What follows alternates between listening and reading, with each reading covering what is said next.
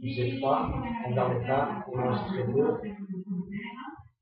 Pendant 4 mois, on a appris à être un soldat. Et Dominique a toujours su se montrer opérationnel à tous les points.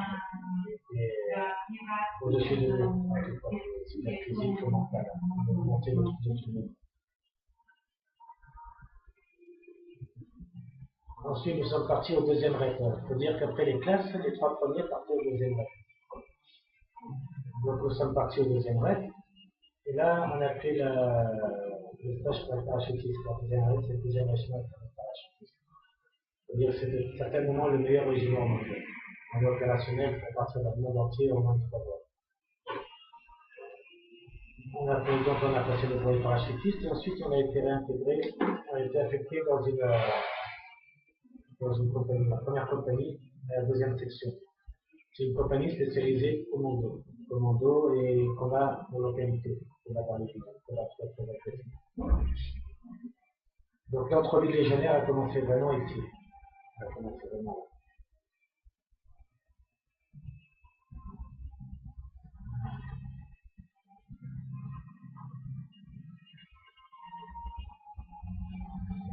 Arrivé à la première compagnie à la deuxième section, on a été pris en compte par le sergent Rodriguez.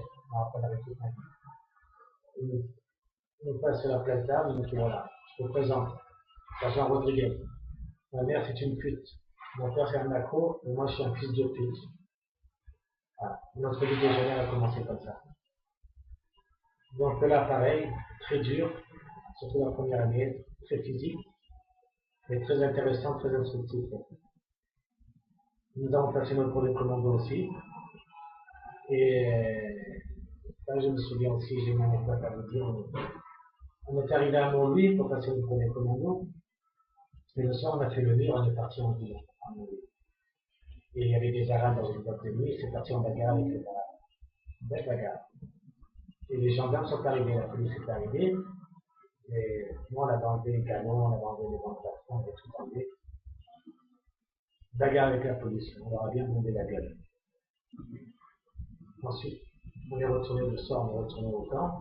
Dans un matin, le chef de corps qui était déplacé jusqu'à Calvi de Corse pour voir ce qui s'était passé, qui cherchait les coupables, et bien sûr, les gens ne se sont pas. Ouais. C'est bien passé. Tâche très dure, très physique. Le moral, il faut avoir un moral d'acier. Et là, Dominique encore m'a épaté. C'est vraiment quelqu'un qui a un physique exceptionnel, qui a un moral exceptionnel. Et il est au-dessus de tout le monde. Au deuxième règle, il faut dire qu'il était au-dessus de tout le monde. Vraiment, pourtant, on était déjà opérationnels, mais lui, il était vraiment. C'est une bête de guerre. Aucun important, mais une bête de guerre. Djibouti, je me souviens. Bon, il y a beaucoup de choses que je peux raconter, beaucoup de choses que je ne peux pas raconter. C'est ce que c'est fait. Mais il faut dire qu'à Djibouti, surtout le retour de Djibouti, je me souviens, il avait organisé un combat en Thaïlande contre le champion en Bourg-Birman. Et donc lui était parti là-bas, on était parti chacun chez soi. On avait 20 jours de permission. Mais son combat a été reporté une semaine. Donc il est arrivé une semaine après au régiment. Donc il était porté déserteur. Et tout le régiment était au courant qu'il devait partir pour le combat. Arrivé devant le chef de corps lui pose la question, tu as gagné ou tu as perdu? Et lui il dit, j'ai gagné mon colonel. Bon, je tenais 20 jours, si tu avais perdu, je t'aurais mis 40. Donc il a fait 40 jours de trou. Il faut dire que le trou là-bas, c'est pas marrant. Avec la clope, on ne dort pas, très très dur. Pour le trou, il faut dire que tous les déplacements se font au courant. On mange en trottinant. La nuit, il nous arrose avec de l'eau. Enfin, c'est vraiment mais c'est sympa. Voilà.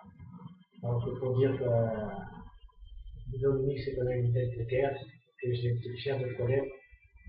Et c'est un gars qui vaut beaucoup d'être connu. C'est super.